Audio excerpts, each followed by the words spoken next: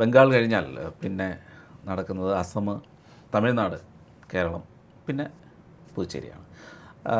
അസമിൽ പൊതുവെ ആരും മറ്റൊരു പാർട്ടി അധികാരത്തിൽ വരുമെന്ന് കോൺഗ്രസ്സിന് ഒരു സാധ്യതയും അസമിൽ കൽപ്പിക്കുന്നില്ല. അതിന് ശിവകുമാറോടെ പോയിട്ട് പറഞ്ഞത് ഞങ്ങൾ സർക്കാർ ഉണ്ടാക്കാനുള്ള ശ്രമങ്ങളൊക്കെ ആരംഭിച്ചു എന്നാണ്. അതെ, അത് മാത്രമല്ല കാര്യമില്ല, എങ്ങനെ ചെയ്യുമെന്നറിയില്ല. പക്ഷേ അവിടെ മുഖ്യമന്ത്രി ഹിമന്ത ബിശ്വ ശർമ്മയുടെ ആ ഒരു ഓറ, അദ്ദേഹത്തിന് കിട്ടുന്ന ഒരു പിന്തുണ, അതൊരു അത്ഭുതപ്പെടുത്തുന്ന പിന്തുണയാണ്. ഒരു തരത്തിലും സ്വന്തം വീട്ടിലെ ഒരാളെപ്പോലെയാണ് അവിടുത്തെ ജനങ്ങൾ അദ്ദേഹത്തെ കാണുന്നത്. അത് എല്ലാ വിഭാഗക്കാർക്കിടയിൽ, അതെ, ചെറുപ്പക്കാർ, സ്ത്രീകൾ, എങ്ങനെയാണ് അദ്ദേഹം അത് എത്തിച്ച് നമുക്ക് അറിയാത്തൊരു കരിസ്മയാണ്.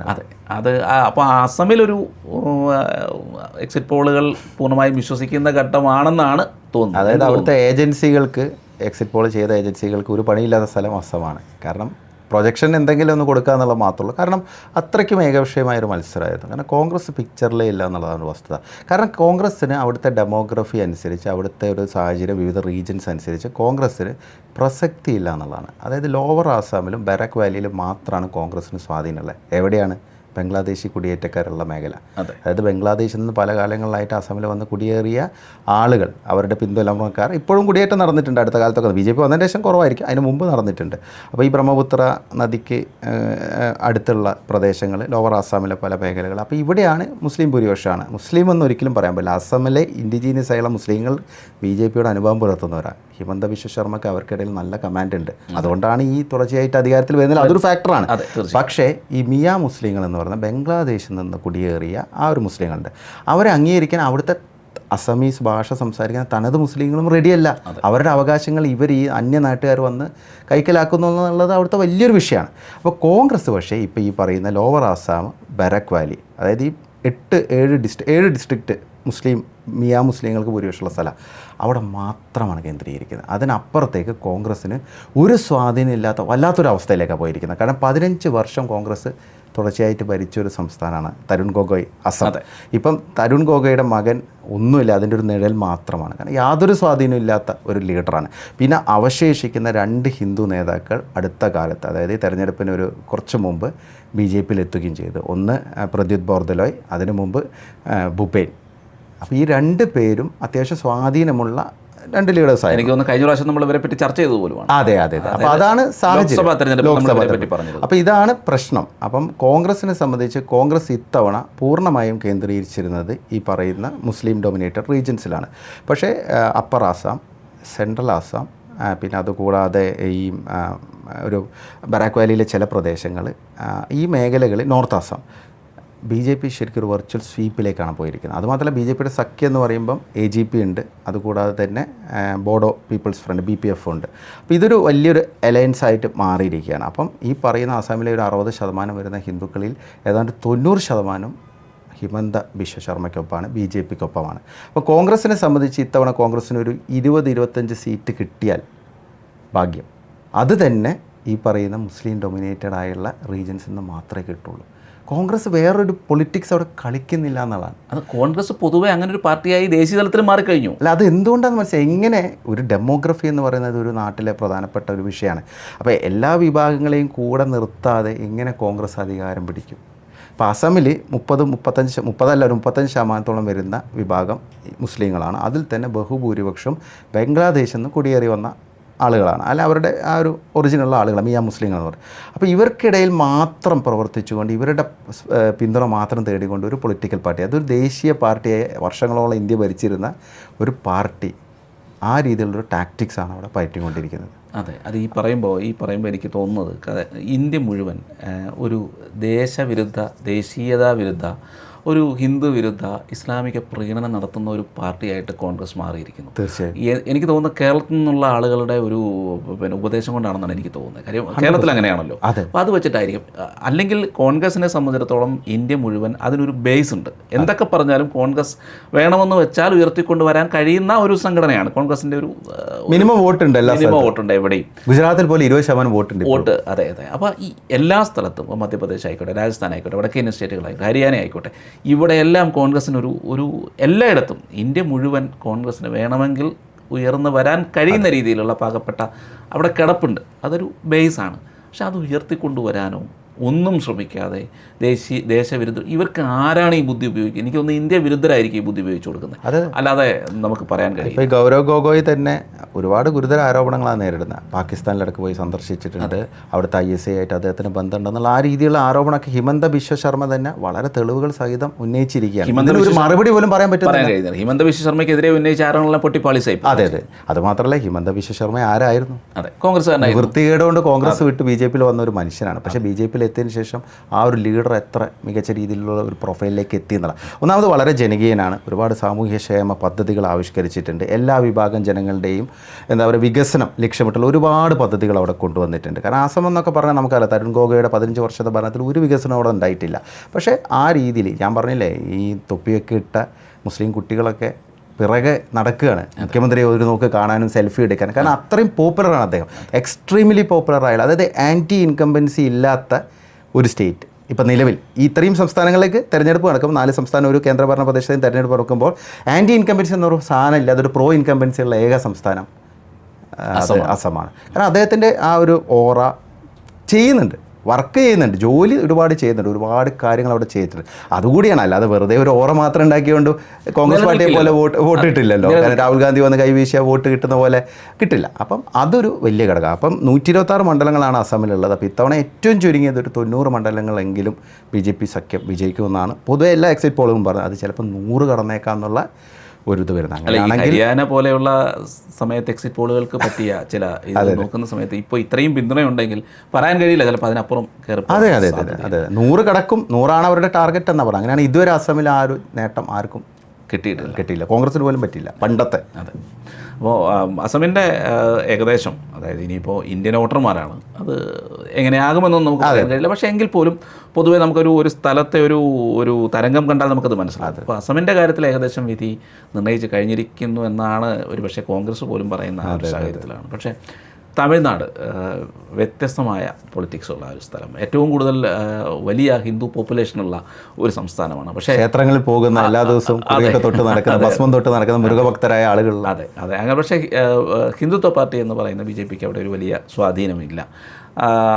പുതിയ ഒരു ഉദയം, വിജയിൻ്റെ കടന്നുവരവ്, DMKയുടെ ഹിന്ദു വിരുദ്ധ നിലപാടുകൾ, ADMKയ്ക്കൊപ്പം BJP തെരഞ്ഞെടുപ്പിനെ നേരിടുന്നു. എന്താണ് തമിഴ്നാട്ടിലെ സ്ഥിതി? തമിഴ്നാട്ടിൽ ഇത്തവണ തരംഗമായി മാറിയിരിക്കുന്ന വിജയിന് TVK വലിയൊരു ഫാക്ടറാണ്. ഇനിയിപ്പോൾ അതിനെ ആര് എതിർത്തിട്ടും കാര്യമില്ല. കാരണം വിജയ് ആ രീതിയിലുള്ള ഒരു ഹൗസ് ഹോൾഡ് നെയിമാണ് തമിഴ്നാട്ടിൽ. കാരണം വിജയുടെ സിനിമകളൊക്കെ എല്ലാവരെയും ആകർഷിക്കുന്ന സിനിമകളാണ്. പ്രത്യേകിച്ച് ഒരു കുടുംബസ്ഥ എന്നുള്ള രീതിയിലുള്ള ഒരുപാട് ക്യാരക്ടേഴ്സ്, ആക്ഷൻ ഹീറോ ഒരു ഭാഗത്ത് നിൽക്കുന്നു. അപ്പോൾ വിജയുടെ ഒരു ഓറ അത്രയും വലുതാണ്. നമ്മൾ ആരും വിചാരിച്ചില്ല. ഇപ്പം ഞാൻ വ്യക്തിപരമായിട്ട് വിജയ് ഏറി വന്ന് എന്ത് ചിരഞ്ജീവിക്ക് പറ്റാത്ത, ആന്ധ്രയെ പറ്റാത്തത് ഇദ്ദേഹത്തിന് പറ്റുമെന്ന് ഞാൻ ചിന്തിച്ചിരുന്നു. പക്ഷേ സിറ്റുവേഷൻ എല്ലാവരും ഭയപ്പെട്ടിരിക്കുകയാണ്. സ്റ്റാലിൻ ആണെങ്കിലും ADMK ആണെങ്കിലും BJP ഉള്ളിൽ ചിരിക്കുകയാണ്. കാരണം BJPയെ സംബന്ധിച്ച് ഈ ADMK DMK ഇല്ലാതാവുക എന്നുള്ളതാണ് അവരുടെ ഫസ്റ്റ് ലക്ഷ്യം. അവരുടെ പ്രൊജക്റ്റ് 2031-36 അപ്പോൾ അതുകൊണ്ട് നമുക്ക് തൽക്കാലം അത് മാറ്റി നിർത്താം. പക്ഷേ ഒന്നാമത്തെ വിജയുടെ ഫാക്ടർ എന്ന് പറഞ്ഞു കഴിഞ്ഞാൽ ചെറുപ്പക്കാർ, യൂത്ത് വോട്ടേഴ്സ്, പിന്നെ ഈ സ്ത്രീകൾ, പ്രത്യേകിച്ച് പ്രായം കുറച്ച് കുറവുള്ള സ്ത്രീകൾ, കേരളത്തിൽ തന്നെ നിരവധി ആരാധകരാണ്. അപ്പോൾ അവരെല്ലാം പറയുന്നത് ഞങ്ങൾ കുറേ കാലമായിട്ട്, അല്ലെങ്കിൽ ഞങ്ങളുടെ അച്ഛനും അമ്മയും ഒക്കെ ADMKയ്ക്കും DMKയ്ക്കും ഇങ്ങനെ മാറ്റി വോട്ട് ചെയ്തിട്ടുണ്ട്. വിജയ് നിൽക്കല്ലേ, വിജയ്ക്ക് ഒരു അവസരം കൊടുക്കാം. എന്താ കൊടുത്താൽ നോക്കാം, നമുക്ക് അതിനെന്താ പ്രശ്നം, ഒരു അവസരം കൊടുക്കല്ലോ. ഇവരൊക്കെ ഇത്രയും കാലം ഭരിച്ചിട്ട് എന്താ ചെയ്തതെന്ന് നമുക്ക് അറിയാമല്ലോ എന്നുള്ളൊരു സംഭവമുണ്ട്. അതായത് വിജയ്ക്ക് ഒരു സംഘടനാ സംവിധാനമില്ല, TVKയ്ക്ക് പല സ്ഥലത്തും ബൂത്തിൽ ഇരിക്കാൻ ആളുകളില്ല, ഒന്നുമില്ല. പക്ഷേ വിജയ് എന്ന് പറയുന്ന മനുഷ്യനാണ് അവിടുത്തെ 234 സീറ്റുകളിലും മത്സരിക്കുന്നത്. വിജയ്ക്ക് വേണ്ടിയാണ് വോട്ട്, അല്ലാതെ ബാക്കി ഏത് സ്ഥാനാർത്ഥികൾ ആരാന്ന് നോക്കില്ല. ഇപ്പം ഞാനോ YGG നിന്നാലും അവിടെ വിജയിത സ്ഥാനാർത്ഥിയാണ് ചിലപ്പം ജയിച്ചു പോകും. അതാണ് സാഹചര്യം, ഒരു റേജാണ് അവിടെ ഉണ്ടായിരിക്കുന്നത്. അപ്പോൾ അത് എത്രത്തോളം സീറ്റായിട്ട് കൺവേർട്ട് ചെയ്യപ്പെടും എന്നുള്ള. ഇപ്പോൾ axis my India Pradeep Gupta പറഞ്ഞിരിക്കുന്നത് 100-ലധികം സീറ്റ്, 120 സീറ്റ് എത്താൻ തോന്നുന്നു. അത്രയും വലിയൊരു പ്രൊജക്ഷനാണ് പറഞ്ഞിരിക്കുന്നത്. അങ്ങനെയാണെങ്കിൽ ഏറ്റവും വലിയ ഒറ്റകക്ഷി ഭരണത്തിന് തൊട്ടടുത്ത് ഒറ്റയ്ക്ക് നിൽക്കുന്ന ഒരു അവസ്ഥയിലേക്ക് TVK മാറും.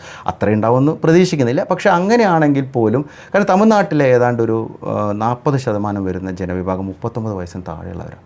ഇവരെല്ലാം വിജയുടെ പടം കണ്ട് വളർന്ന ഒരു ജനറേഷനാണ്. ആലോചിക്കണം, ഇത് ഈ തെരഞ്ഞെടുപ്പ് മാത്രമല്ല, അടുത്ത തെരഞ്ഞെടുപ്പിലേക്കും കൂടി ഒരു ഇൻവെസ്റ്റ്മെൻറ്റാണ്. കാരണം നമ്മൾ ശ്രദ്ധിക്കേണ്ട അതാണ്, first time voters, second time voters. അപ്പം ഇത്തവണ അവർക്കിടയിൽ ഇപ്പം അത് മാത്രമല്ല, അവർ വീട്ടിൽ തന്നെ പ്രേരിപ്പിക്കാമെന്നാണ് പറയുന്നത് പല ആളുകളും. അതായത് ഞങ്ങൾ ഇത്തവണ വിജയ്ക്ക് വോട്ട് ചെയ്യും, അതിനൊപ്പം തന്നെ അച്ഛനും അമ്മയൊക്കെ വിജയ്ക്ക് വേണ്ടി വോട്ട് ചെയ്യുമെന്ന് പറഞ്ഞു. അപ്പോൾ അതൊരു വലിയ വിഷയം. അപ്പോൾ വിജയ് ആരുടെ വോട്ട് പിടിക്കും, അതാണ് നിർണായകമാവാൻ പോകുന്നത്. എത്രത്തോളം സീറ്റ് കൺവേർട്ട് ആവുന്നത്. അപ്പോൾ വിജയ് ഇപ്പം AIADMKയുടെ വോട്ടാണ് കൂടുതൽ പിടിക്കാമെന്ന് ഒരു വിഭാഗം പറയുന്നുണ്ട്. മറ്റു ചിലർ പറയുന്നത് അങ്ങനെയല്ല, DMKയുടെ. കാരണം വിജയ് ബേസിക്കലി ലക്ഷ്യമിടുന്ന ചില വിഭാഗക്കാരുണ്ട്. ഒന്ന് Christian community, basically Joseph Vijay എന്നുള്ള രീതിയിൽ അദ്ദേഹത്തിന് ക്രിസ്ത്യൻ എന്നുള്ള രീതിയിലൊരു ഇമേജ് ഉണ്ട്. രണ്ടാമത്തെ കാര്യം ദളിത് വോട്ട്, യൂത്ത് വോട്ട്, വനിതകളുടെ വോട്ട്. ഇതിൽ DMKയുടെ പല കോൺസ്റ്റിറ്റ്യുവൻസിയിലും വരുന്നുണ്ട് ഇത്തരം. പ്രത്യേകിച്ച് പറയുകയാണെങ്കിൽ north Tamil Nadu, Kaveri delta region, അവിടെയൊക്കെ DMKക്ക് വിജയ് നല്ല രീതിയിൽ പണി കൊടുക്കും. എന്നാൽ അതേസമയം തന്നെ AIADMKക്കും വിജയ് കൊങ്കുനാടിൽ നല്ല രീതിയിലുള്ള പണി കൊടുക്കും, അല്ലെങ്കിൽ പ്രഹരം ഏൽപ്പിക്കും എന്നാണ് പറഞ്ഞത്. അതിനർത്ഥം രണ്ട് ദ്രവിഡിയൻ പാർട്ടികളുടെയും വോട്ട് വിജയ് പിടിക്കാനുള്ളൊരു സാധ്യതയാണ് കാണുന്നത്. അപ്പോൾ അതിനർത്ഥം എന്താ ഉണ്ടാവുക? ഒന്നുകിൽ ആർക്കും ഭൂരിപക്ഷം ഇല്ലാത്തൊരു സാഹചര്യം വരാനുള്ള സാധ്യത ഉണ്ട്, അല്ലെങ്കിൽ AIADMKയുടെ വോട്ട്, അതായത് ഭരണവിരുദ്ധ വികാരം വളരെ സ്ട്രോങ് ആണ്. ഇവിടെ ഭയങ്കരമായിട്ട് സ്റ്റാലിൻ സംഭവമാണെന്നൊക്കെ പറയുന്നുണ്ടെങ്കിൽ വെറും PR വർക്കാണ്. സാധാരണക്കാർക്കൊന്നും സ്റ്റാലിനോട് അത്ര വലിയ മതിപ്പൊന്നും തമിഴ്നാട്ടിലില്ല. സത്യത്തിൽ AIADMKയും വിജയും ഒരുമിച്ച് നിൽക്കുകയാണെങ്കിൽ 20 സീറ്റ് പോലും DMKക്ക് കിട്ടില്ലായിരുന്നു. അതാണ് അവസ്ഥ.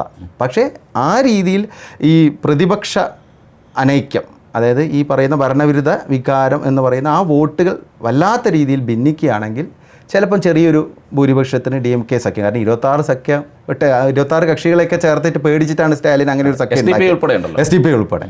അപ്പോൾ അതൊരു സാധ്യത കാണുന്നുണ്ട്. അല്ലെങ്കിൽ ഒരു തൂക്കുസഭയാവാൻ സാധ്യതയുണ്ട്. വിജയാണ് കിങ് അല്ലെങ്കിൽ കിങ് മേക്കർ. ഒന്നുകിൽ കിങ് ആയിരിക്കും അല്ലെങ്കിൽ കിങ് മേക്കർ. അതെ. അപ്പോൾ അതിലും SDP പറഞ്ഞപ്പോഴാണ് ഞാൻ ഓർത്തത്. അതായത് സനാതന ധർമ്മത്തെ ഒട്ടും താല്പര്യമില്ലാത്ത ഉദയനിധി SDPയുടെ ഷോളും കഴുത്തിലിട്ട് നിൽക്കുന്ന വളരെ പരിഹാസ്യമായ ഒരു ചിത്രം വരെ അവിടെ ഉണ്ടായിരുന്നു. അതെന്തോ ആയിക്കോട്ടെ, എന്തായാലും ദേശീയത പറയുന്നവരെക്കാട്ടിയും ദേശവിരുദ്ധർക്കാണല്ലോ ഏറ്റവും കൂടുതൽ ഇങ്ങനെയുള്ള ആളുകൾക്ക് താല്പര്യമുള്ളത്. അതുകൊണ്ട് നമുക്ക് അതിനെപ്പറ്റി സംസാരിച്ചിട്ട് കാര്യമില്ല, സമയം പോകുന്നു മാത്രമേ ഉള്ളൂ. പിന്നെ BJP സംബന്ധിച്ചിടത്തോളം ഇവിടെ രണ്ടും ലാഭമാണ്. കാര്യം അവർക്കൊന്നും കയ്യിൽ അധികം ഒന്നും ഇല്ലാത്തതുകൊണ്ട് ലാഭത്തിലേക്ക് മാത്രമാണ് ഓക്കെ. ഇപ്പോൾ കേരളത്തിലേക്ക് വരികയാണെങ്കിൽ തന്നെ കേരളത്തിൽ അതൊരു BJP എത്ര സീറ്റ് എന്നുള്ളതാണ് ചോദ്യം വരുന്നത്. എന്തൊക്കെ പറഞ്ഞാലും ചിലപ്പോൾ അത് 0-ൽ അവസാനിച്ചേക്കാം, അല്ലെങ്കിൽ നമ്മൾ വിചാരിക്കാത്ത രീതിയിലുള്ള സീറ്റുകൾ കിട്ടിയേക്കാം. സാന്നിധ്യം അത് തന്നെയാണ്. കാരണം ഏതാണ്ട് ഒരു 35 മണ്ഡലങ്ങളെങ്കിലും കടുത്ത ത്രികോണ മത്സരം കാഴ്ചവെക്കാൻ BJPക്ക് സാധിച്ചില്ല. ചെറിയ കാര്യമല്ല. ഒരു കാലത്ത് എങ്ങനെയായിരുന്നു ആലോചിച്ചു. അതാണ്. കാരണം വെറും മഞ്ചേശ്വരം, പിന്നെ കാസർഗോഡ്, തിരുവനന്തപുരം മാത്രം ചിന്തിച്ചിരുന്ന BJP ഇല്ലാത്തൊരു സാഹചര്യം, നിയമസഭാ തെരഞ്ഞെടുപ്പ് പ്രത്യേകിച്ച്. പക്ഷേ ഇത്തവണ നിയമസഭാ തെരഞ്ഞെടുപ്പിൻ്റെ നരേറ്റീവ് മാറ്റി മറച്ചിരിക്കുകയാണ് BJP. പ്രത്യേകിച്ച് ബൈപോളർ സംവിധാനം ഈ തെരഞ്ഞെടുപ്പോടുകൂടി ഗുഡ് ബൈ പറയും. ട്രൈപോളറായി മാറിയിരിക്കുകയാണ്. അതിലൊരു സംശയം വേണ്ട. BJP ചിലപ്പം ഒരു സീറ്റോ അല്ലെങ്കിൽ ചിലപ്പോൾ 2 സീറ്റോ ഒക്കെ ജയിക്കാനേ സാധ്യതയുണ്ടാവും. ചിലപ്പം കൺവേർഷൻ ആ രീതിയിലായില്ലെങ്കിൽ. പക്ഷേ എന്നിരുന്നാൽ പോലും ഒരു 20 മണ്ഡലങ്ങളിലെങ്കിലും ചിലപ്പോൾ രണ്ടാമത് വന്നേക്കാം, അല്ലെങ്കിൽ ഒരു 15 മണ്ഡലങ്ങളെങ്കിലും രണ്ടാമത് വന്നേക്കാം. അതായത് ഇവിടെ ഇപ്പം നിലവിൽ എക്സിറ്റ് പോളുകൾ കാണിക്കുന്ന ഒരു പ്രൊജക്ഷൻ ഉണ്ട്. അതായത് UDF കഷ്ടിച്ച് അധികാരം പിടിക്കും, LDF തൊട്ട് പിന്നിലുണ്ട്, BJP എന്തായാലും സീറ്റ് നേടും, അക്കൗണ്ട് വീണ്ടും തുറക്കും എന്നുള്ള രീതിയിലുള്ള പ്രഡിക്ഷൻസാണ് ഒരുവിധം. അപ്പോൾ 3 മുതൽ 7 വരെ പറയുന്നുണ്ട്, 10 പറയുന്നുണ്ട്, 14 വരെ പറയുന്നുണ്ട്. ഇപ്പം എനിക്ക് തോന്നുന്നു ചാണക്യയുടേത് 3 to 11, അതായത് 3 to 7 കൂടുതലാണ്. അത് 7 ആവാം, ചിലപ്പോൾ അത് 3 ആവാം, അല്ലെങ്കിൽ 11 വരെ പോകാമെന്ന് പറയുന്നുണ്ട്. അപ്പം അതൊക്കെ ഒരു യാഥാർത്ഥ്യം തന്നെയാണ്. പക്ഷെ ഒരു കാര്യം നോക്കേണ്ടത്, കോൺഗ്രസ് വലിയ വീമ്പൊക്കെ ഇളക്കിയെന്ന് സതീശനൊക്കെ പറഞ്ഞു, 100 എന്നൊക്കെ പറഞ്ഞിട്ട് തദ്ദേശ തെരഞ്ഞെടുപ്പിൻ്റെ അതേ ഒരു മൂഡ് നിലനിൽക്കും എന്നൊക്കെയാണ് പ്രതീക്ഷിക്കുന്നത്. പക്ഷേ സത്യത്തിൽ BJP കേരളത്തിലൊരു TVK പോലുള്ളൊരു ഇമ്പാക്റ്റാണ് ഇത്തവണ ഉണ്ടാക്കിക്കൊണ്ടിരിക്കുന്നത്. കാരണം 2 മുന്നണികൾക്കും പണി കൊടുക്കും സ്വാഭാവികമായിട്ടും.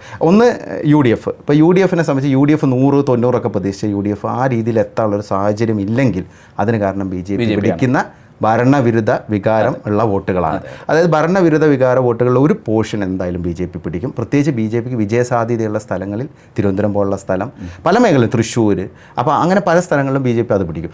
അതേസമയം തന്നെ CPM കുറേ കാലമായിട്ട് ജമാഅത്ത് ഇസ്ലാമിയുടെ പേരൊക്കെ പറഞ്ഞ് ജമാഅത്ത് ഇസ്ലാമി വളർത്തി വലുതാക്കി ഈ നിലയിൽ എത്തിച്ച CPM ആണ്. പക്ഷേ ഇപ്പം ജമാഅത്ത് ഇസ്ലാമി വലിയ വില്ലന്മാരാന്നൊക്കെ പറഞ്ഞ് ഹിന്ദു വോട്ട് കിട്ടാൻ വേണ്ടി താൽക്കാലികമായി ഭയമുണ്ടാക്കാനുള്ള ശ്രമം നടത്തിയിട്ട്. പക്ഷേ എന്നാൽ പോലും പല ഹിന്ദു മേഖലകളിലും CPMൽ നിന്ന് നല്ലൊരു ശതമാനം വോട്ട് BJPയിലെത്തും, പ്രത്യേകിച്ച് തിരുവനന്തപുരം പോലെയുള്ള സ്ഥലങ്ങളിലൊക്കെ. അപ്പോൾ ഈ 2 മുന്നണികൾക്കും ശരിക്കും നല്ലൊരു പണി BJP കൊടുത്തിരിക്കുകയാണ്. കാരണം NDA, അതായത് CPM ഇപ്പം ഭൂരിപക്ഷത്തിനെടുത്ത് എത്താത്തൊരു സാഹചര്യത്തിന് കാരണം BJP പിടിക്കുന്ന ഹിന്ദു വോട്ടുകളായിരിക്കും. ഞാൻ പറഞ്ഞപ്പോൾ എക്സിറ്റ് പോളിൻ്റെ ഒരു സിറ്റുവേഷൻ വെച്ചാൽ പറയുന്നത്, അത് ചെറിയ ഏറ്റക്കുറിച്ചിലൊക്കെ ഉണ്ടായേക്കാം. അതേപോലെ തന്നെ UDF ഈ പ്രതീക്ഷിക്കുന്ന ഒരു മുന്നേറ്റം അവർക്കിപ്പോൾ ഇല്ല എന്നുള്ള അവർക്ക് തന്നെ അറിയാം. അവർ ജയിക്കാൻ മതിയാവും, പക്ഷേ ഈ പറയുന്ന 100 കൂടുതലൊന്നും ഉണ്ടാവില്ല, തരംഗമൊന്നും ഉണ്ടാവില്ല. ആ തരംഗം ഇല്ലാത്തതിന് കാരണം BJP കുറേ ഭരണവിരുദ്ധ വോട്ടൊക്കെ പിടിക്കുന്നത്. അപ്പോൾ ആ ഒരു ബാലൻസിങ് BJPയുടെ ഇൻഫ്ലുവൻസ് വഴി സംഭവിച്ചിരിക്കുന്നതാണ്. അത് തന്നെയാണ് ഏറ്റവും വലിയ അച്ചീവ്മെൻറ്റ്. പിന്നെ ഒരു കാര്യം കൂടെ, അതായത് ഇത്തവണ LDF അധികാരത്തിൽ നിന്ന് പുറത്തു പോകുന്നു, ഇന്ത്യയിൽ എവിടെ അധികാരമില്ലാത്തൊരു സാഹചര്യത്തിലേക്ക് പോകുന്നു, UDF ചെറിയൊരു ഭൂരിപക്ഷത്തിന് അധികാരത്തിൽ വരുന്നു, BJPക്ക് ഒരു 5-6 MLA ഉണ്ടാവുകയാണെങ്കിൽ വലിയൊരു ഒഴുക്ക് CPM വരും വർഷങ്ങളുണ്ടാവും. ഒരു സംശയമില്ല, ഇപ്പം തന്നെ വരുന്നുണ്ടല്ലോ ഒരുപാട് പേര്. അതെ, അത് മാത്രമല്ല കേരളത്തിൽ ഈ പറയുന്ന പോലെ BJPക്ക് വോട്ട് ചെയ്യാൻ ആർക്കും ബുദ്ധിമുട്ടൊന്നുമില്ല. ആ ഒരു കാലഘട്ടമൊക്കെ സ്പർശതയൊന്നും ഇല്ല. അത് മാത്രമല്ല ലോക്സഭാ തെരഞ്ഞെടുപ്പിൽ താമരയ്ക്ക് വോട്ട് ചെയ്യാമെങ്കിൽ നിയമസഭയ്ക്കും ചെയ്യാം. ചെയ്യാത്തത് എന്തുകൊണ്ടെന്ന് വെച്ചാൽ BJPക്ക് അത്ര വിജയസാധ്യത ഇല്ല എന്നുള്ള ചിന്ത കൊണ്ടാണ്. BJP ആ വിജയസാധ്യത ഉണ്ടാക്കിയെടുക്കാൻ കഴിഞ്ഞാൽ ഈ തെരഞ്ഞെടുപ്പ് അതല്ലേ കോർപ്പറേഷൻ നമ്മൾ കണ്ടത്, തിരുവനന്തപുരം കോർപ്പറേഷൻ, തീർച്ചയായും തിരുവനന്തപുരം കോർപ്പറേഷൻ പിടിക്കാൻ പറ്റും, വിജയസാധ്യത ഉണ്ടെന്നുള്ളതാണ്. അതെ, അപ്പോൾ അത് ഉണ്ടാക്കാൻ കഴിഞ്ഞാൽ, അതായത് ഈ പറയുന്ന പോലെ ഒരു 3-4 സീറ്റുകളെങ്കിലും ഈ പ്രാവശ്യം പിടിക്കുകയാണെങ്കിൽ 2031 തിരഞ്ഞെടുപ്പിൽ വലിയ മാറ്റങ്ങൾ കേരളത്തിലുണ്ടാവും. കാര്യം നമ്മൾ അനാലിസിസ് നടത്തിയാൽ തന്നെ മനസ്സിലാവും, ഒരു 10-35 മണ്ഡലങ്ങൾ വേണമെന്ന് വെച്ചാൽ BJPക്ക് പിടിക്കാൻ പറ്റുന്ന സാഹചര്യം ഉണ്ട്, ഇപ്പോൾ തന്നെ ഉണ്ട്. അപ്പോൾ പല മേഖലകളും അതിന് കൃത്യമായ സ്ഥാനാർത്ഥി നിർണ്ണയവും അതിനനുസരിച്ചുള്ള സോഷ്യൽ എഞ്ചിനീയറിംഗും നേരത്തെ പ്രവർത്തിക്കും നടക്കുക. ഒരു ഭാവി മുൻകൂട്ടി കണ്ട് പ്രവർത്തിക്കാൻ കഴിയുന്ന രീതിയിൽ മുന്നോട്ട് പോവുകയാണെങ്കിൽ 2031, 36 ഒക്കെ വളരെ ശോഭനമായ വർഷങ്ങൾ BJPക്ക് സമ്മാനിക്കുമെന്നുള്ള യാതൊരു സംശയവുമില്ല. കാര്യം നമുക്ക് മൂഡ് മനസ്സിലാവും ഈ പറയുന്ന പലയിടത്തും യാത്രയൊക്കെ ചെയ്യുമ്പോൾ തന്നെ കവർ ചെയ്യാൻ. അതെ, പേഴ്സണലായി പലയിടത്തും കിട്ടുന്ന കാര്യങ്ങൾ പലരും പറയുന്നത്, അപ്പോൾ ഞാൻ ഇത്തവണ BJPക്കാണ് കൊടുത്തത് എന്ന് കുടുംബത്തോടെ പറയുന്ന ഒരു തരത്തിലും BJPക്ക് കിട്ടാത്ത വോട്ടുകൾ പറയുന്ന സാഹചര്യം കേട്ടിട്ടുണ്ട്. അത് മാത്രമല്ല, അവർ ജയിക്കില്ലല്ലോ അതുകൊണ്ട് കൊടുത്തില്ല എന്ന് പറയുന്നവരുടെ അടുത്ത് നിങ്ങൾ എന്താ ചെയ്തത്, അവർ ജയിക്കണ്ടേ, അവർ നാളെ ജയിക്കണമെങ്കിൽ ഇന്ന് നിങ്ങൾ വോട്ട് കൊടുത്താൽ നാളെ എന്ന് ആ ഒരു മാറ്റം BJPക്കാരല്ലാത്തവർ ഉപദേശിക്കുന്ന സാഹചര്യം. അതെ, നേരത്തെയൊക്കെ 2000, 1500 വോട്ടൊക്കെ നേടിക്കൊണ്ടിരിക്കുന്ന പല മണ്ഡലങ്ങളും 30-40 എത്തുകയാണ്. അപ്പോൾ കേരളത്തിൽ മാറ്റം ഉണ്ടാകില്ല എന്ന് ധരിക്കുന്നത് വെറുതെയാണ്. കേരളവും മാറും, യാതൊരു സംശയവുമില്ല. പക്ഷെ അതിനുള്ള കുറച്ചുകൂടെ സ്മാർട്ട് വർക്ക് എടുക്കാൻ BJPക്ക് കഴിഞ്ഞാൽ തീർച്ചയായും 2031, 2036 ആകുമ്പോഴത്തേന്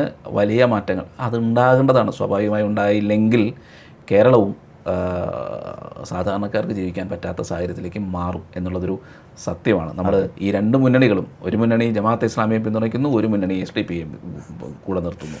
ഈ സാഹചര്യത്തിലേക്ക് പോകുമ്പോൾ BJP മാത്രമാണ് ഒരു ഓപ്ഷൻ എന്നുള്ള നിലയിലേക്ക് കാര്യങ്ങൾ മാറുമെന്നുള്ള സംശയം. നിയമസഭയിൽ പ്രാതിനിധ്യം വന്നു കഴിഞ്ഞാൽ തന്നെ, ഒന്നിലധികം MLA വന്നു കഴിഞ്ഞാൽ തന്നെ ഒരുപാട് മാറ്റം ഉണ്ടാവും. കാരണം തെരുവിലിറങ്ങി പ്രതിഷേധിക്കുന്ന പോലെയല്ല നിയമസഭയിലിരുന്ന്. കാരണം ഇവരൊക്കെ ഒരുമിച്ച് പ്രമേയം പാസ്സാക്കുന്ന പല വിഷയങ്ങളും ഉണ്ടാവും.